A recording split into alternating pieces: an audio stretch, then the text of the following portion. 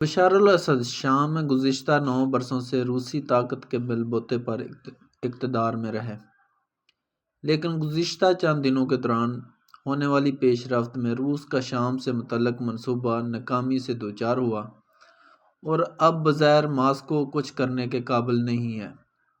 ایک بیان میں روسی وزارت داخلہ نے اعلان کیا ہے کہ اسد نے صدر کے عہدے سے استعفیٰ دے دیا ہے اور وہ ملک چھوڑ چکے ہیں۔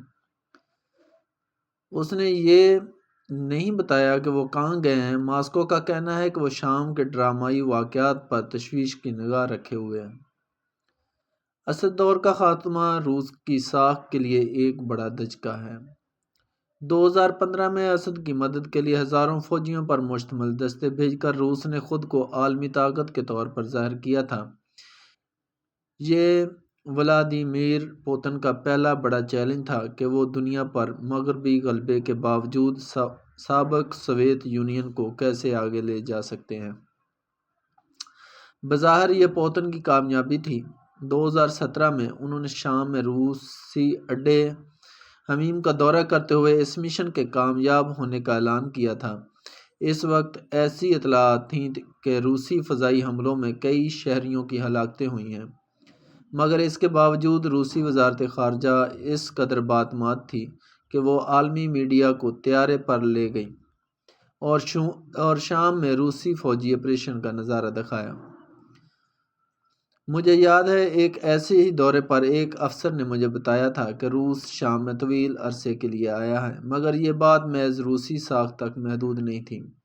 فوجی مدد کے بدلے شامی حکام نے روس کو 49 سال کے لیے حمیم کا ہوائی اڈہ اور طرطوس کی بحری بیس لیز پر دیے۔ روس نے بحر روم کے مشرق میں ایک اہم مقام پر قدم جما لیے تھے۔ یہ اڈے اس لیے اہم تھے کہ ان کی مدد سے فوجی کنٹریکٹر کو افریقہ کے اندر اور باہر منتقل کیا جا سکتا تھا۔ اب ماسکو کے لیے اہم سوال یہ ہے کہ شام میں اس کے اڈوں کا کیا ہوگا۔ ایک بیان میں روسی وزارت خارجہ نے کہا ہے کہ شام میں روسی اڈوں کو ہائی الرٹ پر رکھا گیا ہے، تاہم اس کا دعویٰ ہے کہ ان اڈوں کو فی الحال کوئی سنگین خطرہ نہیں ہے۔ مشرق وسطیٰ میں روس کے لیے اسد سب سے بڑے اتحادی تھے۔ کرملن نے ان پر بھاری سرمایہ کاری کی تھی۔ اس نے انہیں اقتدار میں رکھنے کے لیے مالی، عسکری اور سیاسی وسائل نچھاور کیے تھے۔ روسی حکام کے لیے مشکل ہوگا کہ اسد کی اقتدار سے بے دخلی کو اپنی ناکامی کے سوا کچھ اور ثابت کر سکے۔ سوشل میڈیا پر ایک بیان میں روسی پارلیمان کے ایوان بالا کے نائب اسپیکر نے لکھا ہے کہ جو کچھ شام میں ہو رہا ہے وہ سب کے لیے بہت مشکل ہے، اس سے کوئی مستثنیٰ نہیں، یہ سب کے لیے ایک سانحہ ہے۔